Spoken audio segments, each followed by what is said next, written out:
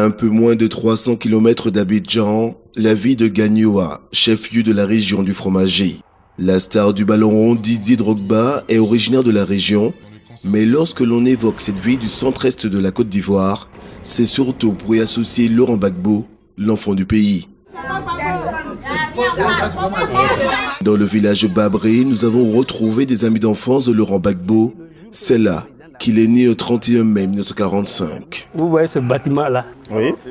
Hein? C'est moi qui l'a démoli. Sinon, c'était la chambre où Gbagbo dormait, la chambre où son père, où Jeannette, tout le monde dormait. Il avait cette idée d'être président de la République. Pas seulement d'être président de la République, mais changer la mentalité des Ivoiriens.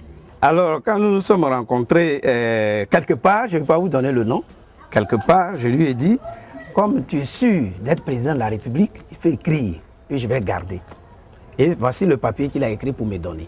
Sur ce papier, c'est écrit « À mon cher ami et camarade Gori Faustin, je te recommande de travailler dur pour l'extension de l'idéal démocratique. Laurent Gbagbo. » Vous voulez partir à la guerre pour M. Gbagbo? Aujourd'hui, comme demain, après-demain, je suis prêt à mourir pour Gbagbo. On attend les résultats d'Addis Abeba et puis on verra. Mais je ne pense pas que à Addis Abeba, on va mentir. Non, je ne pense pas. Au nom du combat politique, plusieurs personnes ont perdu la vie dans la ville de Gagnoa durant ces derniers mois.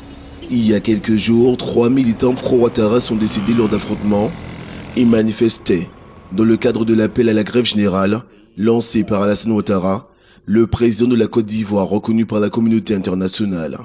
Du coup, les pro-Ouattara se font plus discrets. C'est pas facile. On ne peut pas manifester. Je vous assure que s'il y avait la liberté et que les gens devaient faire peut-être des meetings à Gagnoa, vous alliez voir. Même moi qui suis à Gagnoa, je peux mobiliser plus que Bleu Goudé actuellement.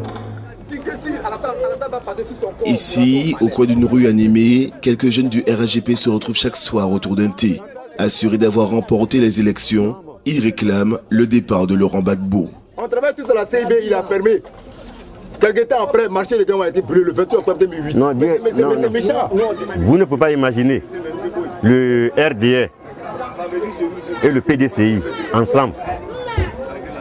Le FPI, avec ces petits groupes-là, gagner quand même ces deux partis, le RHDP. Non, vous quand même, soyez réalistes quand même. Revenons sur terre. Il va passer où même pour gagner ces deux partis? Non seulement il a volé BCBD, parce que lui, son homme de paix, il s'est ressaisi. Il a dit son petit frère Alassane Ouattara, les deux ensemble, il va aller où? Et pourtant, malgré leur mobilisation durant la campagne électorale, la région est restée fidèle à l'enfant du pays. Au deuxième tour, Laurent Gbagbo a obtenu 53,25% des suffrages, contre 32,84% à son rival Alassane Ouattara. Nous, au niveau de la mouvance présidentielle, nous avons un credo. C'est le droit et le respect de la Constitution. Donc nous, on respecte la Constitution.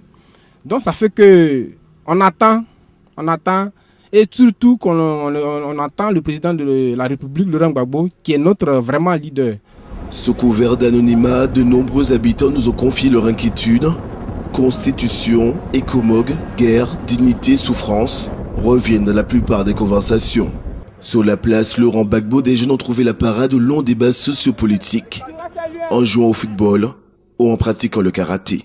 La seule chose qui nous retient, nous les jeunes, pour ne pas peut-être que prendre autre volet dans la politique, c'est le sport que nous faisons chaque soir ici. Je suis alassaniste, ça je ne peux pas mentir. Je reconnais aussi, comme on l'a dit par l'opinion internationale, Alassane a gagné. Si le président actuel veut s'asseoir pour pouvoir qu'on discute, ce qui me plaît, il faut qu'on discute pour s'entendre. À une trentaine de minutes du centre de Gagnoa, le village de Kwame Kroé sont comme baoulés. Nous sommes avec Kofi Kwame, producteur de cacao depuis 25 ans. Et comme une frange importante des Ivoiriens, il tire de la petite fève brune une grande partie de ses revenus. Chaque année, le cacao rapporte au pays plus d'1,5 milliard d'euros, soit près de la moitié du budget de l'État. L'essentiel de la récolte de cette saison a déjà quitté les plantations, mais l'appel lancé par Alassane Ouattara en faveur d'une interdiction durant un mois des livraisons de Côte d'Ivoire semble porter ses fruits. 6 entreprises qui représentent plus de 50% de la récolte ivoirienne de fèves de cacao, ont suspendu momentanément leurs achats. Une décision qui inquiète les producteurs locaux de cacao. Le planteur ne vit que de son cacao et qu'aujourd'hui, la situation politique fait que le planteur ne sait pas où orienter sa production. Avant de quitter le village, un salut au chef s'impose. L'occasion d'échanger autour des vins traditionnels, le bangui blanc à base de la sève du palmier à l'huile. Ici, le ton est plutôt léger, on est bien loin des querelles autour de la présidence de la République.